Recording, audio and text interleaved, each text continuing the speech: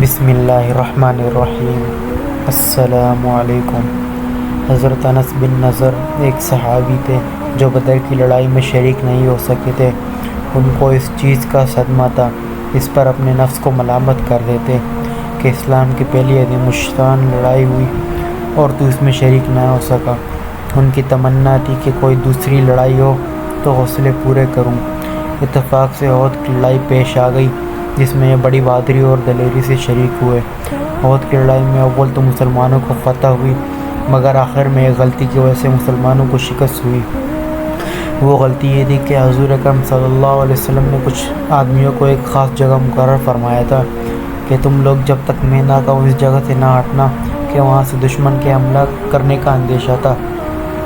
جب مسلمانوں کو شروع میں فتح ہوئی تو کافروں کو بھاگتا ہوا دیکھ کر یہ لوگ بھی اپنی جگہ سے یہ سمجھ کر ہٹ گئے کہ اب جنگ ختم ہو گئی، اس لیے بھاگتے ہوئے کافروں کا پیچھا کیا جائے اور غنیمت کا مال حاصل کیا جائے۔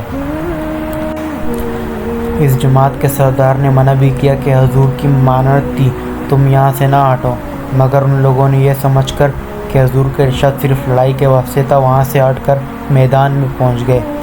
بھاگتے ہوئے کافر نے اس جگہ کو خالی دیکھ کر اس طرف سے آ کر حملہ کر دیا۔ مسلمان بے فکر تھے، اس اچانک بے خبری کے حملے سے مغلوب ہو گئے اور دونوں طرف سے کافروں کے بیچ میں آ گئے، جس کی وجہ سے ادھر ادھر پریشان بھاگ رہے تھے۔